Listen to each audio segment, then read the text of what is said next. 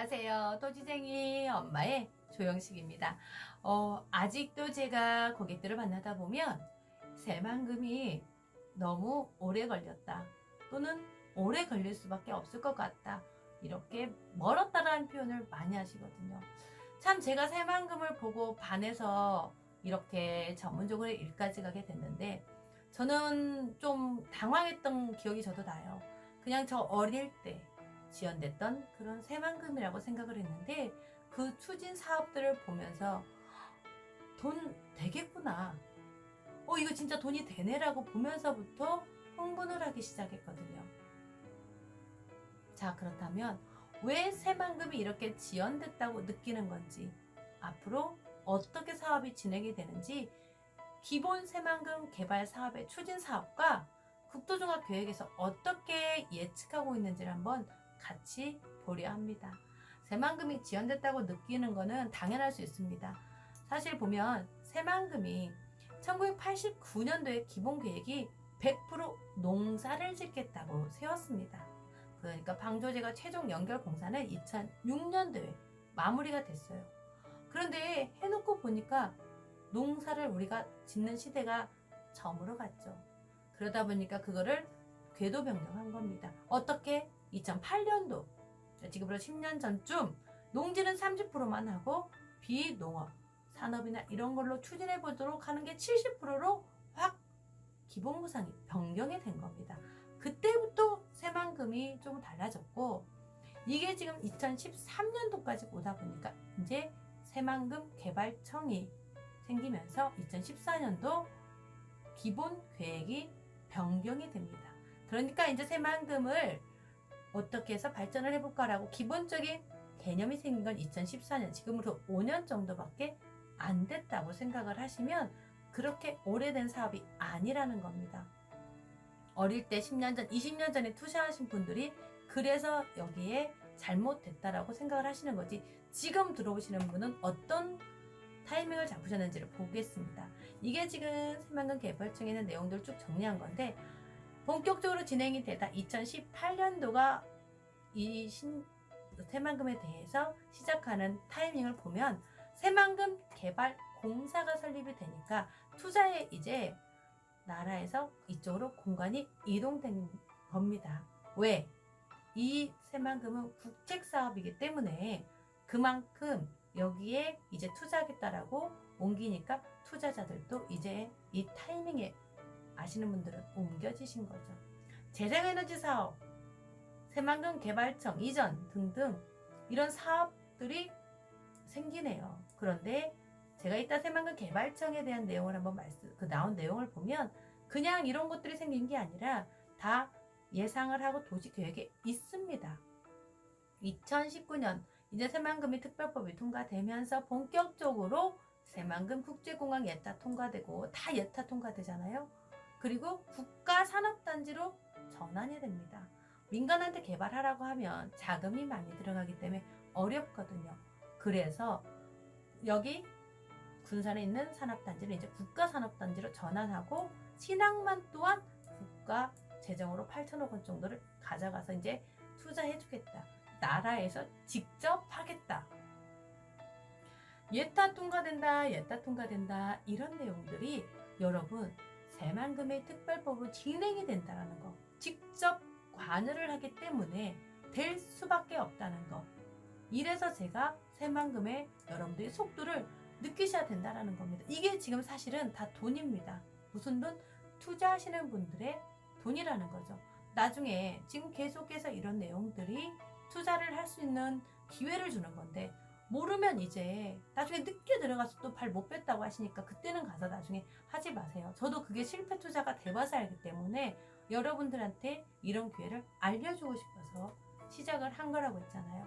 자, 전기차 클러스터로 제정이 된다라고 9월에 이 전기차에 관련된 업종들이 계속하고 앞으로도 추진되는 사업 밑쪽에 집중되는 게, 우리나라가 제가 영상을 찍어서 올렸던 것처럼 전기차 배터리 부분을 굉장하게 집중되어 있기 때문에 이 사업이 새만금 산업에서 유력하다는 내용입니다. 자, 보겠습니다. 새만금의 개념은 사실 보면 방조제가 있고 경제와 관광이 여기를 집중하기 때문에 글로벌 자유무역과 경제협력의 중심지로 건설하겠다. 그렇죠. 새만금은요. 제가 보면 여기 보면 유래를 하나 볼까요? 정감록이라는 곳에 고군산 군도의 물이 300리 밖으로 물러나면 이것이 천년 도읍이 된다는 유래가 있습니다. 자, 방조제가 이렇게 생기면서 군산에 있는 물이 밖으로 일려났죠. 자, 이렇게 해서 경제 중심 도시가 되고 이게 새만금이 앞으로 바라보는 부분이다. 새, 만금의 뜻은 원래 여기는 평야, 김제와 만경의 평야를 여기 앞자를 따서 만든 게 새만금 이 글자가 된 겁니다. 이렇게 다 유래가 있고 계획되어 있는 내용대로 추진이 되고 있다는 것을 말씀드리는 겁니다. 새만금의 장점이 도대체 다른 투자처와 어떤 점이 있나? 여러분 생각해 보세요. 질문 드립니다. 지금 국가에서 국책 사업으로 진행되는 사업이 있습니까? 없습니다. 새만금입니다. 국가에서 직접 관할하는 이 경제사업은 새만금 뿐이기 때문에 가능하고 신속한 사업 추진이 어떤 맞춤형에 가능하고 있죠? 4차 산업혁명에 맞는 새만금은 스마트 산업 시대에 관련된 업종들, 전기차, 신재생에너지 사업, 이거는 우리나라만 관심을 갖는 게 아니라 전 세계적으로 이런 에너지 사업에 관심이 있는데 우리나라가 좀 그 부분이 뒤처졌던 겁니다. 그걸 새로운 장소 새만금에서 지금 하고 있는 겁니다. 그래서 안정적 인프라가 구축이 돼야 모든 기업들이 들어올 수 있기 때문에 현재 국비로 나라 돈으로 이 인프라를 구축하고 있는 겁니다. 그러면 여기에서 하나 보겠습니다. 이런 게 추진이 어떤 단계로 이루어질까? 토지 투자하시는 분들 아셔야 됩니다. 자, 이런 게 국토종합계획에 다 큰 틀이 나와 있습니다. 그 다음에 도시계획이 나옵니다. 그래서 시조례, 군조례 이런 것들을 보는 이유가 거기에 다 나와 있어요. 도로가 어떻게 설계가 될 거고 앞으로 여기는 어떤 관광단지로 이용을 할 건지 산업단지로 이용을 할 건지 표시가 되지만 그걸 믿는 사람은 토지 투자를 해서 돈을 버는 거고 에이 되겠어? 하는 사람은 돈을 못 버는 겁니다. 그러니 이건 기회는 모든 사람한테 동일하게 주어진 게 맞겠죠. 자, 국토종합계획의 새만금은 앞으로 어떻게 신성장 거점의 중심지로 관광으로도 육성을 하겠다. 자, 보이시죠? 이게 계획에 나와 있고 2단계 도시계획을 보면 정확히 여기 뭐가 생긴다. 자, 지리적 여건이 좋다. 왜? 새만금은 저는요 서해안 산업벨트라고 해서 서해안 쪽으로 우리가 산업들이 지금 다 최근에 발전되는 거 보이시죠? 토지에 관심 있는 분들은 아실 겁니다. 지금 동해 쪽으로 어떤 산업들이 막 발전되고 있나요? 지금 투자하시겠다고 하신 분들이 경남 쪽 분들이 많으시단 말이에요. 이제 축이 산업이 서해 쪽으로 넘었다는 걸 아시고 저는 서해안 산업벨트 시대가 이제 새만금 산업벨트 시대로 마지막 종착지가 될 거라고 생각합니다. 왜냐? 새만금은 지금까지 발전하기 위해서 국토종합계획에서 뿌리를 심어 두었고 최종적으로 이제 발전할 수 있도록 꽃이 피도록 지금 하는 단계라는 걸 투자 정말 해보신 분들은 움직이고 있다라는 거죠.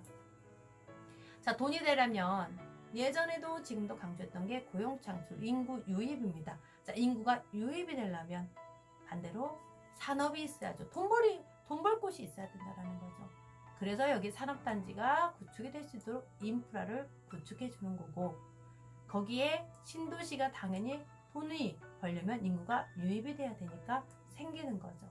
신도시가 생기면 거기에 이렇게만 생겨도 요즘은 대박이 나는데 땅값이 관광까지 지금 수변도시로 착공이 들어가고 공은산 군도에 1단계 관광단지 사업이 착공이 됐습니다. 자, 그러면 될 겁니다가 아니라 되고 있습니다예요. 여러분들이 왜 투자를 언제 들어가야 되는지 이렇게 말하면 감 잡으셔야 되는 거죠. 신도시 산업단지 국가산업단지로 진행이 되고 여기에 관광단지까지 관광소까지 이전하는 부분이 지금 예상되어 있다라고 한다면 이게 여러분들에게 어떤 사인을 말씀하시는지, 투자를 지금 들어오시는 부분이 얼만큼의 수익을 창출할 수 있는지 그림이 그려지시고 상상할 수 있도록 실감하셔야 된다는 겁니다. 자, 도로가 지금 현재 있고, 여러분 공항 하나만 생겨도 땅값이 옆에 두세 배가 오르죠. 평택 항만 하나만 생겨도 기업 하나 들어옴으로써 삼성 들어가서 그 근처 땅값이 100배까지 오른 곳이 있죠. 자, 이게 다 들어가는 곳은 철도까지. 왜냐? 새만금이 물류를 보내기에는 거리가 좀 있다 보니까 함께 철도까지 연결하는 겁니다. 그러니까 이걸 전체 그림을 그리실 수 있어야 되는 게, 도로가 생기네? 공항이 생기네? 끝이 아니라 공항이 물류를 가지고 오면 또 수도권까지, 경기도 이런 데로 다 올릴 수 있는 부분에 철도까지 한꺼번에 이동수단이 만들어지고 있는 게 새만금이라는 겁니다. 이게 지금 인구 지표인데 약 지금 현재 75만 명 정도 인구 예상을 합니다. 자, 유발이 75만이면 새만금 내부에 들어갈 인구가 있고 외부로 약 60, 지금 47만인 정도 하는데, 쉽게 설명하면 세종이 최근에 가장 국책 사업으로 진행됐던 것이고, 이 국책 사업이 옮겨진 게 지금 새만금이잖아요. 세종만 땅값이 올랐나요? 아니요. 대전과 청주도 올랐습니다. 자, 새만금이 개발이 돼요. 인구가 살 수 있는 주변 도시 군산과 부안, 그리고 여기 이제 김제가 있죠. 김제까지 있습니다. 그냥 조금 이걸 세 개로 나눠봤더니 부안이 지금 5.5만 명 정도 되니까 3배 이상의 인구가, 지금 현재 계획도로 인구가 유입이 되면 3배 이상의 인구가 들어와야 되는 겁니다. 그러면 신도시는 당연히 생길 수밖에 없는 겁니다. 신도시가 당연히 생길 수밖에 없기 때문에 땅은 어디가 신도시가 생길지를 잡고 들어가면 돈이 보이지 않겠습니까? 그게 여러분들이 돈을 벌 수 있는 일생일대의 이 새만금에서 마지막 기회가 될 수 있다라고 당당하게 말씀을 드릴 수 있는 겁니다. 여러분들, 제가 읽으신 내용은 새만금 개발청에 있는 내용으로 준비를 했습니다. 여기에 보시면 새만금 개발청에 들어가면 새만금 역사나 이런 경쟁력 부분들이 나옵니다. 이 정부가 직접 추진한다, 이런 내용과 신재생 에너지 사업을 하겠다, 이런 내용들을 제가 정리해서 여러분들에게 말씀을 드린 거거든요. 그러면 이렇게 인프라가 왜 여기가 장점이 있는지 자꾸 보세요. 제가 아는 자만이 여기에서 얻는 지식이 된다라고 말씀을 드렸죠. 그냥 한 가지만 여기서 봐도 저는 딱 보이는 게 새만금 신항만이 수심이 17에서 40m, 굉장히 깊다는 뜻인데, 제가 알기로는 항만에서 물류를 밖에서 배를 대고 여기까지 옮기는, 육지까지 옮기는 물류 비용도 어마어마하다고 합니다. 수심이 깊기 때문에 안에까지 딱 장착할 수 있어서 이 물류비를 아끼는 것만도 굉장히 우리가 크다고 하거든요. 그만큼 중국과 물류를 교류할 때 유리한 점이 많다라는 겁니다. 그래서 중국, 한국 간의 최단 거리가 또 유리한 조건이고요. 이런 것들이 정리가 되어 있습니다. 그러니까 처음에 한 번 보면 사실 잘 모릅니다. 2번 보고 3번 보고 하다 보면 새만금 재생에너지 사업이네. 그래서 태양광이다 또는 전기차다, 이런 것들이 다 맥락이 연결이 됨으로써 새만금의 사업이 이래서 추진이 되는 거고, 앞으로 신재생에너지 사업이 새만금에서 주력되겠구나, 중심지가 되겠구나 라고 여러분들이 이렇게 착각 보시면 감이 오실 겁니다. 오늘은 새만금 개발청에 있는 내용으로 새만금의 개발 기본 계획을 한번 보았습니다. 이런 게 여러분들한테 기회라는 것을 꼭 기억하시고 더 많은 부자들이 되기를 저는 응원합니다. 여러분은 토지쟁이 엄마 TV를 응원해 주시기 바랍니다. 감사합니다.